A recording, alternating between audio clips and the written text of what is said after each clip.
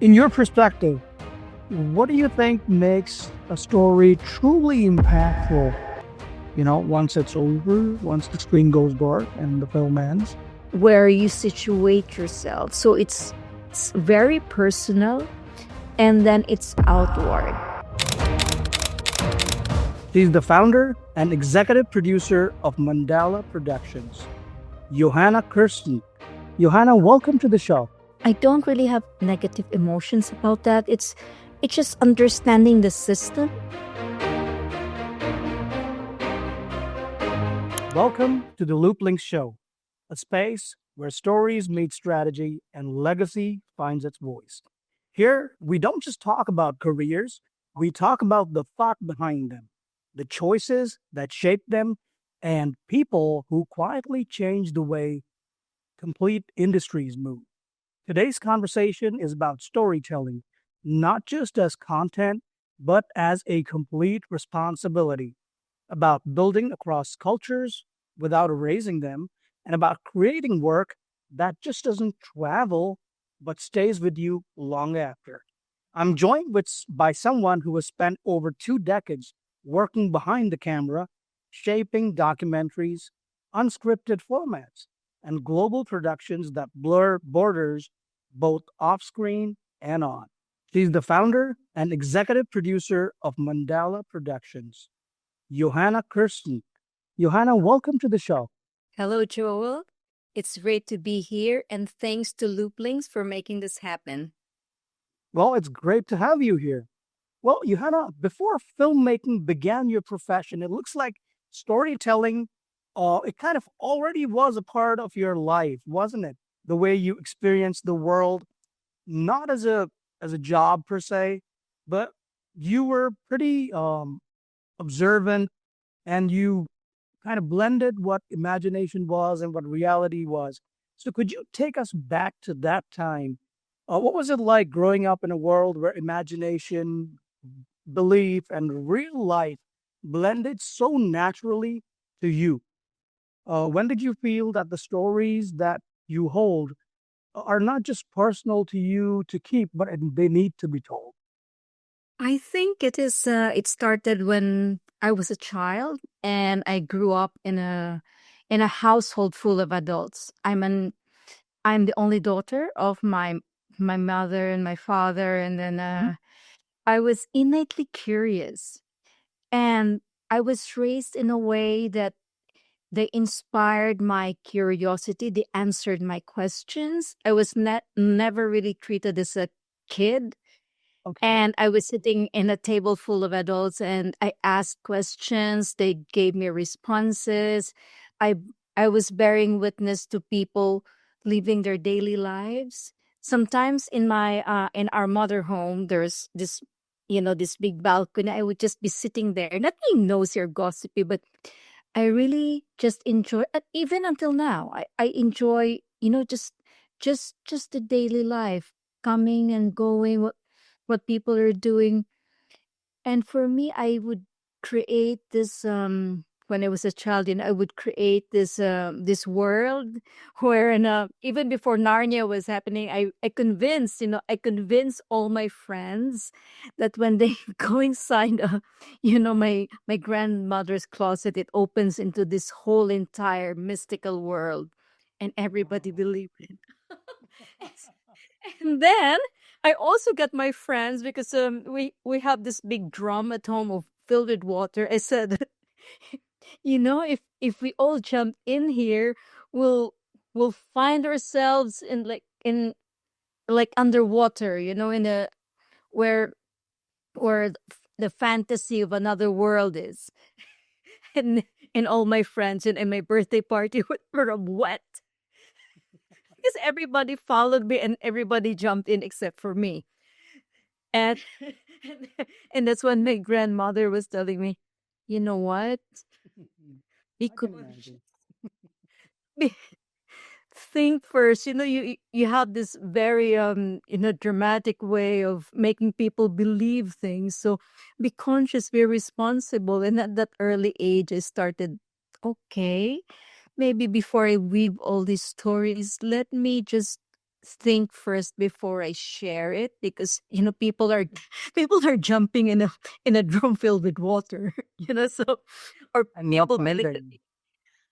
right. So but that concept translates to our reality now, where myself and any other sensible filmmaker, producer, storyteller has to think, if we really understand the importance of communication. And now the danger is all the platforms. Before, you have TV, and then you have internet, and that's it. Now you don't even need to have like a full studio. You have your camera, everybody's an influencer, everybody can post. So it's fair game. Now the thing that I would really want to stress is, information is power. Information is capability. Information is dreams in motion. It can be good, it can be bad. So it's like whatever it is that we want to say, let's think, is it for the good? What are we saying? What are we sharing? And how is that going to affect, the people who receive it, or who even indirectly are going to be affected by it? Correct. And especially in a world where a lot of over the top commercial movies are rampant, and which could result, I feel, and we all see that happen all the time, where people have expectations that don't really come to pass, and they're disappointed, and to the point where a lot of kids try certain stunts and stuff, and they could possibly start injuring themselves, and that those kind of incidents and heartbreaks and all have happened. So definitely, I understand what you're saying. Do you feel also that that early habit of being extremely observant and bearing witness actually still influences you today when you tell your stories, when you produce your films? Very much so, yes. It's still, it's just in a larger, it's just in a larger perspective, in a larger field, so to speak. And just also to backtrack a little bit, I am right now, where I am at. I am more of a producer who's doing maybe largely maybe 70-80% commission work, or more of like partnering with our production companies as a production services provider. And I would like to highlight that, when we're trying to be at our creative's best, when we're trying to tell stories, the format or the way that we would do it is not pigeonholed into, I'm a filmmaker, I'm only doing this. With all to respect, that is okay. But there are various ways of expressing oneself and making these stories, or making how you want to influence the world, a reality. For me, I can speak for myself. I'm a dreamer, I'm a storyteller, but I prefer that these dreams and these stories find their way into the stage of reality. It's not going to live inside my head. So whether I'm doing something that's like a reality dating show, a bit inane, so to speak, but people watch it, people listen to it. So we take care about what it is imparting. Sometimes I'm also doing something that's like very much in-depth investigative. It's still the same discipline, because it's the spine, Joel. That's what I would always tell even the younger people in my team. Whatever it is that we're doing, it's still the same spine. You're conscious, you're consciously producing, consciously creating.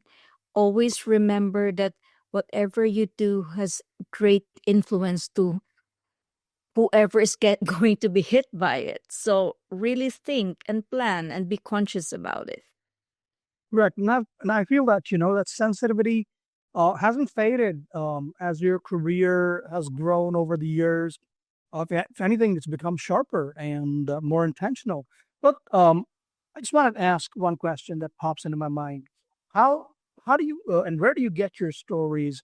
Do you happen to have any anecdote or maybe a story where it all started, like, way back in childhood, or was something later on where you figured that you wanted to be a producer and create films, and it's got to have some starting point. So, could you have any story associated with that? I think it's more of like a lived in experience. Maybe it's also the way my life is. It, the stories are not something that I grab from the ether. It's just also the way that maybe my travels, maybe it's exploring, maybe it's just being actively listening and being involved with every person that I come to meet or come to connect with every place that I visit.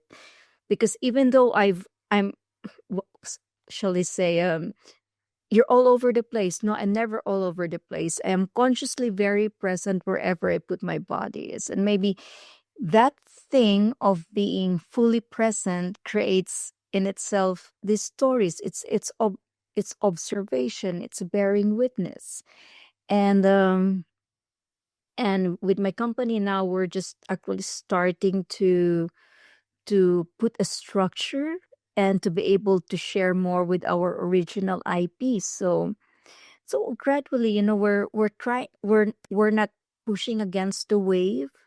We are riding it, and we are just choosing pathways where we can still maintain our vision, maintain our spine, and the most important thing there is really just the inspiration. Because for us, and I'm happy that my team is behind me, this has never been work for us. This is something that we are passionate about. This is not something that we will retire from. This is life for us. This is just life, and this is our day to day. Given the fact that you're so observant and you actually remember enough to be able to produce, a film on that, I just get this feeling. Then, alternatively, you could have been a spy. You know, you could have tried espionage. Well, you've spent more than 20 years working in production. I'm sorry, you were saying No, I said maybe. I'm kidding. you could have done that. Well, I was saying that you've spent more than 20 years working in production, different formats, different teams, even different continents, and yet you've said that format, was never the point, but instead it's responsibility of delivering your product in the way it's supposed to be. So, what does that responsibility actually look like? And when did you first become aware that you have to be responsible? Because stories just don't entertain, they actually could set things in motion. Well, that thing that you said, stories can set things in motion. Awareness can clear a lot of misunderstanding. Like, our world is a bit confused at the moment because the background there is, well, my background really is, I really stumbled into this field because previous to that I was more of an activist. So when I was Oh, in high school, okay. yeah, I wanted to be a lawyer because that was my thing. I was hyper aware. I was vigilant in creating awareness, doing direct action. And then when I was in college, what I wanted to do was, or where I was, because I was doing more psychology and political science because I wanted to be a lawyer. That's the background. And then I just quietly drifted into communication, documentaries. Right. If even my family was wondering, like, um, what happened? And I said, I'm going to be a filmmaker. And they're like, oh, okay. So it was more of like a gradual unfoldment, and I never looked back since then. Wonderful. And I kind of dig the idea that creating content, it's not just about output or just being employed. It's your way of life, like you mentioned. It's kind of an ecosystem for you. And I believe, given that, this is probably the only ecosystem that you and your team can actually thrive in. I feel that way. And I believe that's pretty much what led to you creating Mandala Productions.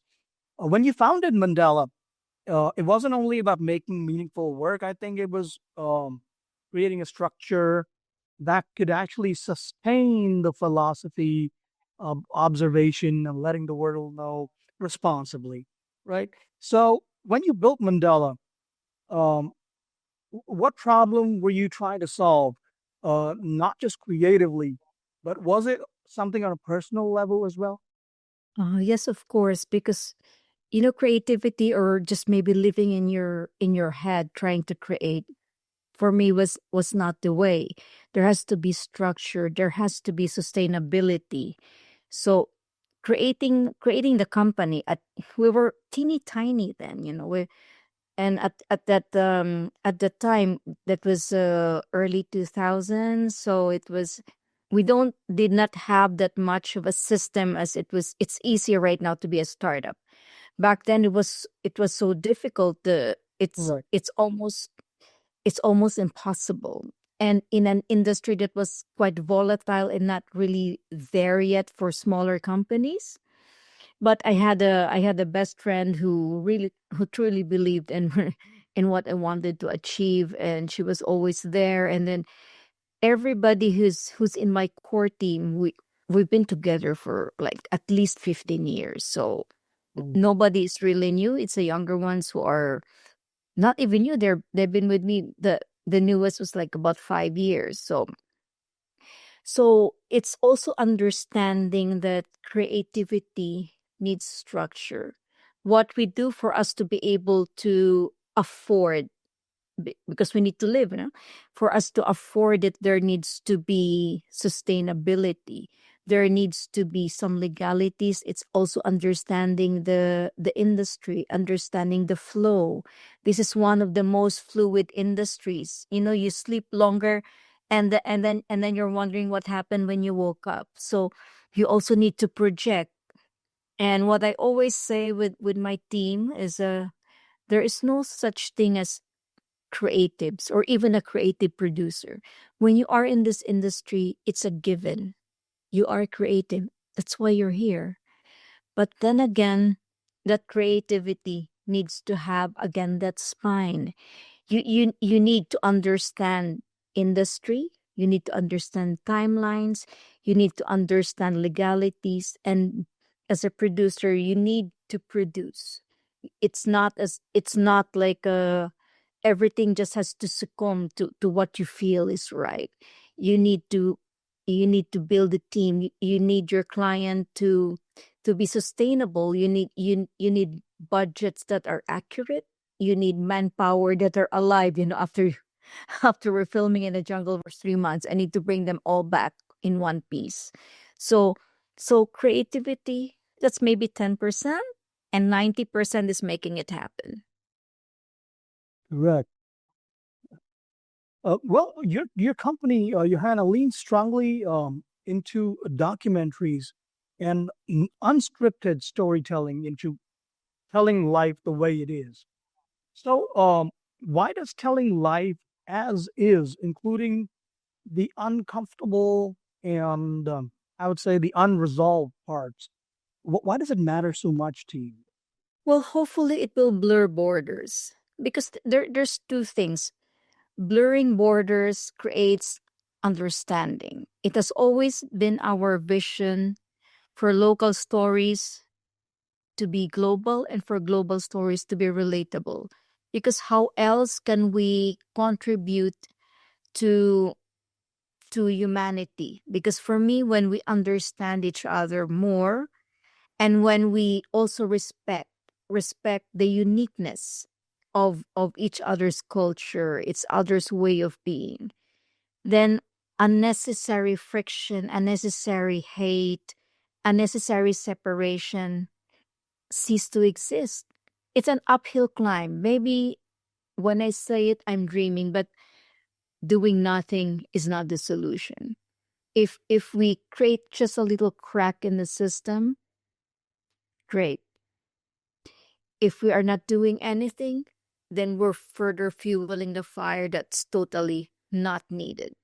Correct. I mean, I guess telling stories as is does create that common, a common human code. People relate to that, despite that people from different cultures, but there's something, that they can relate to, which transcends nationalities and borders and whatnot. And that's very, very powerful. And the fact that you're choosing honesty above showbiz and the blame and everything, about, but how do you feel when, commercial films bring in more fame, they bring in more revenue? How do you deal with that, with maybe some negative emotions associated with that? Um, Actually, I don't really have negative emotions about that. It's just understanding the system. Hmm. When you also remove yourself from maybe being preachy in a way, it's also understanding the system of the demand versus the supply. It's but then you don't push against the wave. That's why there's also the need for those who have the capability to, if the market is looking for red, give them red, but inject your pink. It's That's why, when you're trying to inculcate something, put it in a palatable manner. If we're just going to be giving information and awareness, like 2 to 3 hours, people are going to zonk out. Hmm. So it's a delicate balance. Forever in a day, commercial films will always be that. It's a because that's the way it is. There will be auteur, there will be art house films, there will be documentaries. But then again, it's the freedom of choice as well. There's a freedom. You cannot stop people from what they want to see, what they want to hear. You can only provide. That's the thing. You can only provide an alternative. You can only provide. You can add more to the options. So there is no quick solution. There is no them and us. What we're trying to do is to give options and try to people to think and to be aware, because thinking is a we would say it's yeah thinking, everybody's thinking. No, not everyone is thinking has been like kind of passe at the moment. People have a tendency to just roll over. This is it, this is that, but really thinking, being like the art of thinking and discernment, is something that we need to impart, something that with everything that we do, even when we're just talking to people, is something that we can inculcate. You cannot throw it in someone's face, but if more and more, you start from yourself, of course, more and more starts to do it, it's going to be contagious, and it's going to happen, and people are just going to be like broad-minded, or to open their eyes to a different reality. And that's how, the virals, we never had virals back in the 90s or 2000s. If seemingly stupid things can be viral, good things can be viral too, but it's really the way that it's being done. So that's why there is a responsibility to communication. Right. I completely agree with that, regardless of what people may be, doing it broadly. Your kind of filmmaking definitely has its own place in the world, and it needs to be done. There's got to be someone who's got to, say it as is. And we just talked about blurring borders. So it's not basically erasing the differences between cultures and people and their way of life. It's basically just reducing distance. So what does that in reality and mean and look like to you? Blurring distance. Actually, with respect to our placement, wherever we are, it's a blurring distance means it's just creating an understanding of each other's culture, which is Right. quite easy at the moment, because like right now we're doing this interview online. It's everything can be online. It's almost impossible to be off grid. There is, the platform is already there, the means is already there, and it is affordable. It is so much cheaper than before. So it's really just the input, and it's really how that input is received. And that's when we say blurring borders is creating more understanding by presenting each unique culture, capability, and lifestyle out there. So even people who are not, for example, has not been to the Philippines ever, know that we are a country full of islands. And then if they want to experience 7,100 islands, they can spend 3 years in my country and they won't even see all of it, Right. right? Right. I do intend to visit the Philippines sometime. You have in a world that, uses terms like us and them, for people that are different from themselves, different nationalities, cultures. Your work is kind of doing the exact opposite, to basically observe people without any prejudice or judgment.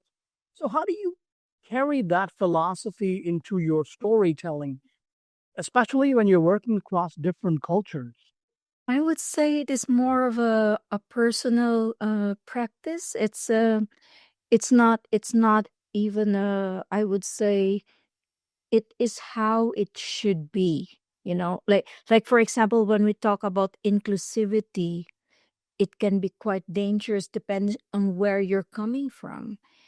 It If it's coming from the admittance of separation, then that's a totally different angle, Mhm. right?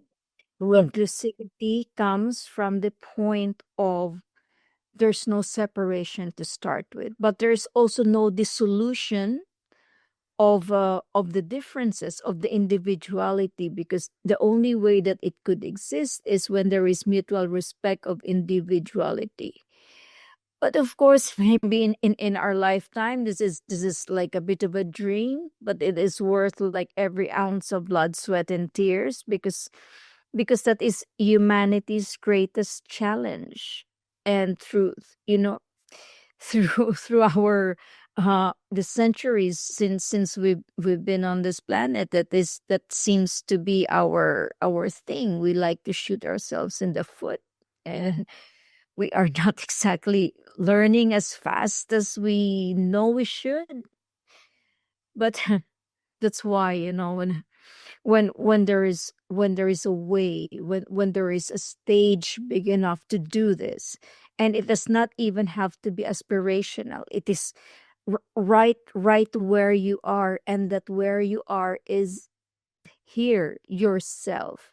You cannot solve his her problem if you yourself don't know where you situate yourself. So it's very personal, and then it's outward, and then that's how you propagate this concept, which is very much should be a reality.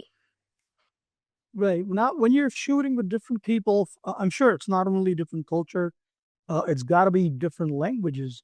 Now, you have an idea in mind and you want to take it forward. Do you face challenges in not only conveying the message, but also the whole thought and idea behind behind enacting a certain scene, or maybe, conveying the story? I'm sure people from different cultures don't quite understand exactly what your vision is. So, have you faced challenges like so, and how do you overcome these challenges? Of course, I work behind the scenes, so sometimes the stories that we're producing are not exactly our own, because we are production services companies most of the time. But the thing is, the industry or producing in itself is already challenging. It's never easy, whether you're just like a two-person team doing an interview, or if you have a crew of 100. Nothing is ever simple in these things that we do. And add to the mix, you have cultures, you have people from different countries, different discipline. And in what I do, sometimes what we only meet, we do our prep online, or we do our prep via email, and then we only really meet when you do recce, and you'll be lucky you have like 2 weeks to warm up. Chances are sometimes it's none. Sometimes we are just given the place where we need to be, and then we shoot the next day. Whoa, So that's so a, there there is just really no time to be like try to warm up and get to know. And that is where the producer and the director matters, because it's all about conscious leadership. It's all about taking the reins. You Because you already have the constant, which is the project, and then you have the players, which are your team. They are there sitting. So how you handle that is very crucial. Different producers have different way of doing this. For me, it's leading with calm on top of adversity, challenges, and diversity.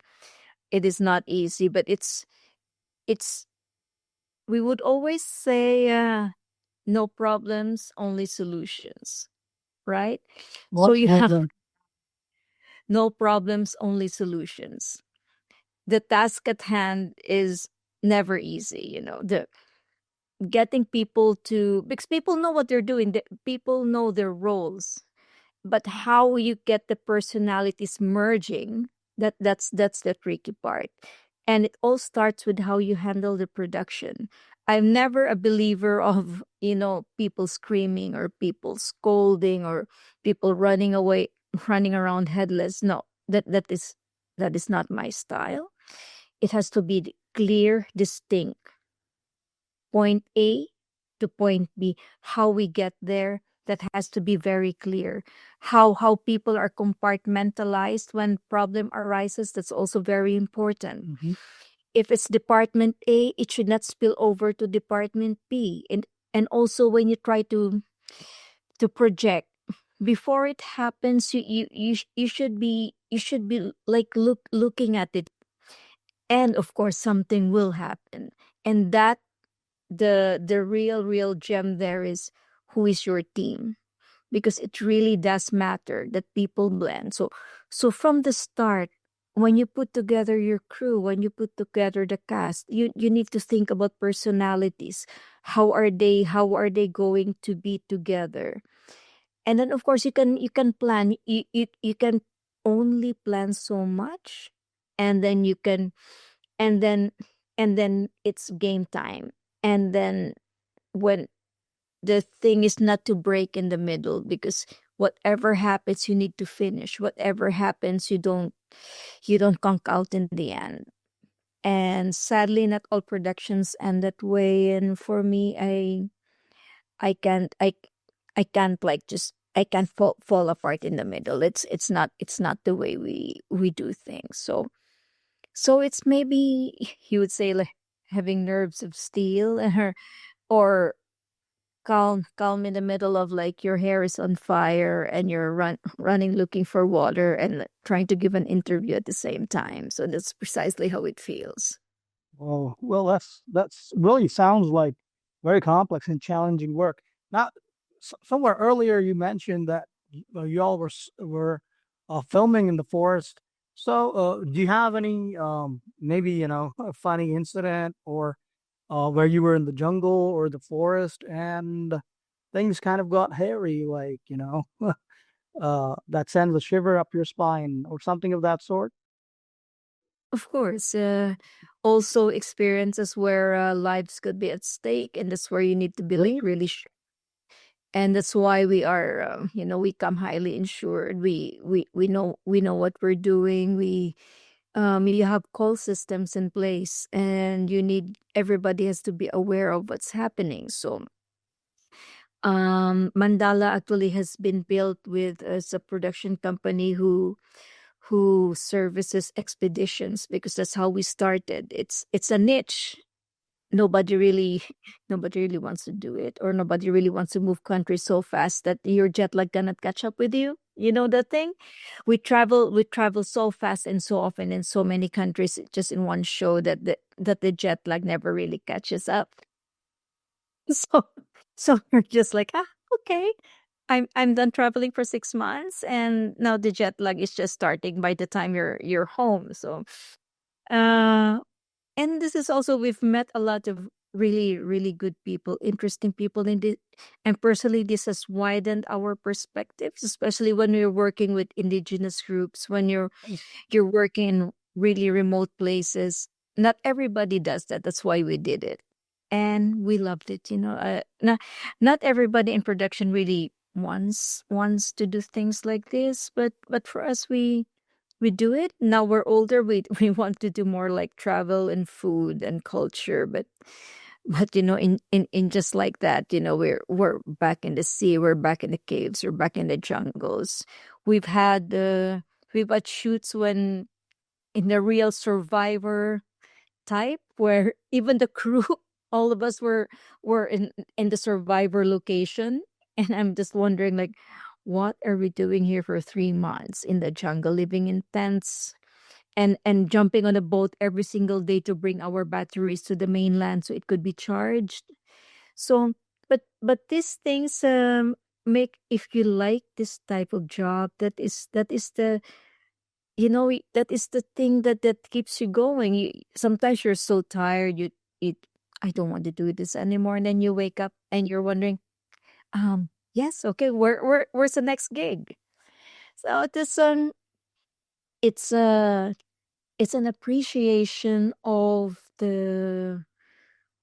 something that maybe for us, we would say is our normal, our normal, and we don't really see it as something that's so unusual. But it also helps us to be grounded, precise and grounded.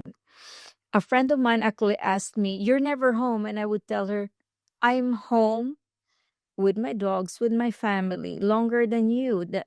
You work in an office, right? 9 to 5. Count the hours that you're exactly home. You're asleep."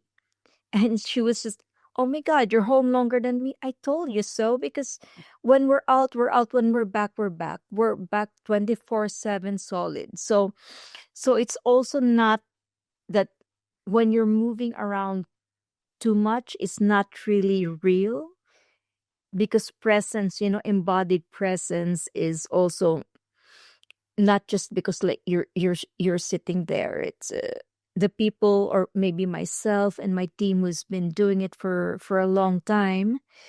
One of our frustrations is, we are more present than the ones who are just going to the corner store. We are never flaky, like when I tell you, "I'll meet you in this place at this time," I make it, regardless that I'm being chased by God knows what. I show up, I'm there. And I don't know, maybe the people in the behind you, who's also into production, can attest to that. We show up regardless, because time is important. Our time is important. The time of others is important. It's never trivial. When we say something, we are there. Well, that's something that's excellent.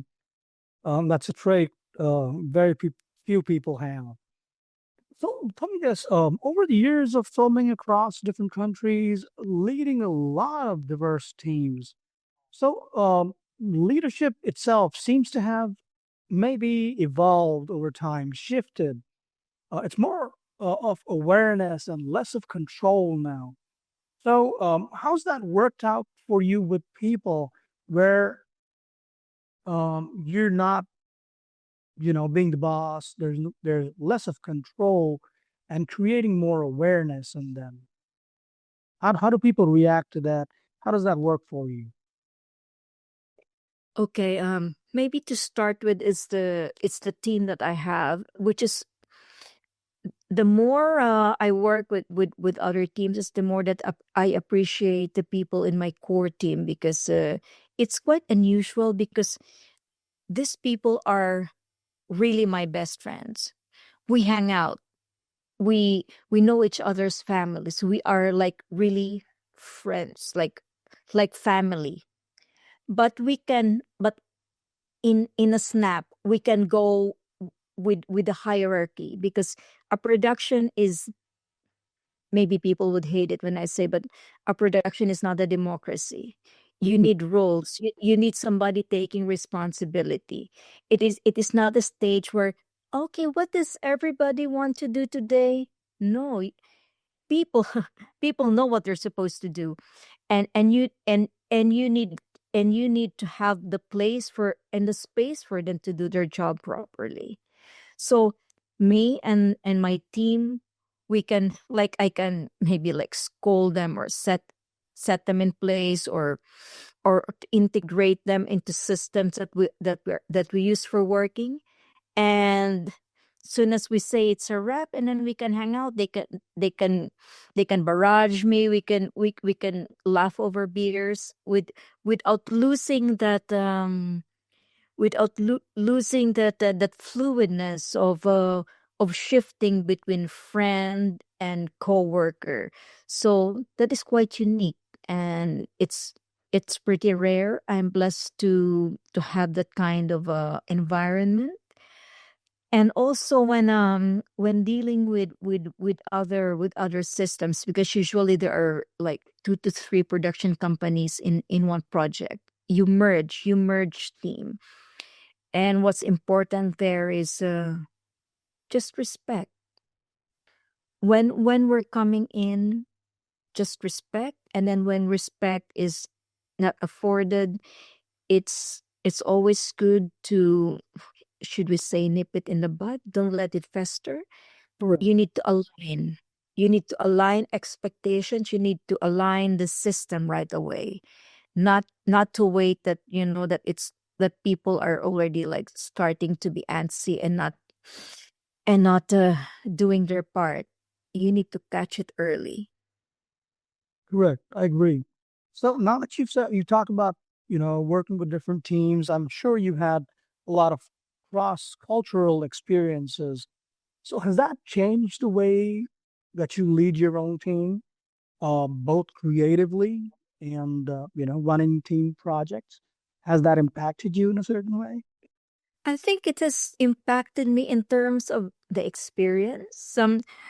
Some would be like funny to talk about, some would be like a bit horrible to talk about, but it does not really like change the way it would. Probably the experience would have enhanced the way we would handle things, or when we do a debrief, we would try to improve on decisions that could be much better executed. But in terms of like shaking the team, or making changes, but it's only moving towards making it better and smoother, because it's an engagement. You skill share. You always skill share with people that you work with, and it's an intense environment that more often than not, everyone you work with, you become like, should I say, best friends forever after the fact. Right, I agree. Now, we've been seeing a shift, Johanna, over the years, Everything today is measured in numbers, in the reach, in how viral it is, and how much people are engaging. But it looks like your work basically, it keeps returning to something that is more valuable, long lasting, more, how you do say this, more abstract. So let me ask you this. In your perspective, what do you think makes a story truly impactful? Once it's over, once the screen goes dark and the film ends, what do you feel that creates an impact on the minds of people? Okay, just a clarification, because there's two different things. One is, I admit, I am not independent. The the the programs or the stories that I worked on as a production services company and as a line producer, as a should they say as a showrunner. They are all, or mostly, most of them are studio based. Mhm. These are already well established formats. And on the other hand, there is also the the projects that we do that are more curated, that are more independent, that are more hard hitting, so to speak. So either way, there is a balance. uh Gone are the days that there is a demarcation whether what goes viral, because things are had been integrated, things like when what some projects that I do, even the behind the scenes sometimes on YouTube has more views than the actual show, which is funny because suddenly people are more interested in how we produce it or how we are behind the scenes, how we get from places to places, and then the actual show. That is the warm up of the actual show. It's almost like reverse engineering the way it's being marketed and distributed. So this shifts in the way the the content. I don't even want to say content, the formats that are out there. It's more of a change in how it is being presented to the general audience, because now it's more of like an open free for all. Right. Okay. Okay. Uh, because I feel that often stories that really matter are not the ones that are the loudest, the most in the face, but the stories that actually stay back with you, the ones that you contemplate and you think about, and possibly even, imagine in your own self. Well, at LoopLynks, we believe in bridging different industries, different ideas and people, and we create a space for collaboration that honors these differences and embraces them. So your work, to a certain extent, in fact, to a large extent, shares the same philosophy of connection through respect, and collaboration, cooperation through that clarity. So, does this cooperation and being clear, do you feel that this drives more efficiency in the long haul? Uh, okay. I would say So you had coming for young professionals, creators, and founders who may be listening to this show, especially those who are starting local and they have global aspirations. What's that one piece of advice that you would give them to build something that can travel globally without losing the authenticity and the integrity from where it actually originated? I would say for everyone who wants to go global is to have a deep understanding of your locality. You have to know what you are, what you want, and you're local first. And then you go global. Mhm. You know, you cannot be confused locally and then you go global. You Right. you need to know you need it's like complete your individuality first. Get get to know your system, and then you head out. So so when you integrate that into a measurable structure, especially if we're talking about business, it has to be measurable, it has to be sustainable. And then you can have something that is solid, that is concrete, that is before you do a leap, you need to know where you're from and where you're headed. And then you need to be equipped in terms of your resources and your capability. So that's Right. that's the that's the concrete bridge between dreams, aspirations, and making that into a reality that you implement in a way that is sustainable with how your system works. Know your roots well, and then that's the launch pad. Okay. Yes. Because maybe Well, maybe legacy. Do you feel this way that maybe legacy isn't about scale alone, and that maybe it's creating a work piece that leaves a positive mark on society, building systems that really support people and appreciate them, and telling stories that help us see each other more clearly and understand each other. Do you feel that way? Of course, yes. Legacy is always how we want to leave an impression, not only on a large scale, but also on an interpersonal way with anything and everyone. It's sometimes it's not even the like in a global sense, but it could be in it has to start with your every day. It's a from yourself to your family to your coworkers to your projects, and then expanding it, because what we're for me what we're trying to avoid is your microcosm. If your microcosm is not there, you're you're going to be like pushing against the fog, and then you can get lost in the middle of it. So build that inside, and then you can go anywhere, and you could be anything you want yourself to be, with responsibility and sustainability, of course. Absolutely. Johanna, thank you so much for reminding us that, storytelling is not just about the noise and the bling. It's about having a presence, a certain responsibility, and having a connection with people that actually lasts. So, thank you so much for your presence here today. I really appreciated talking with you and getting to know you. Um, Hopefully, we'll connect again next time. Thank you very much for your time today. Thank you. Thank you, Joel. If this conversation resonated with you, share it with someone who believes stories can actually change how we see people. Subscribe to the LoopLynks Show for more conversations on leadership, legacy, inspiration across countries and cultures.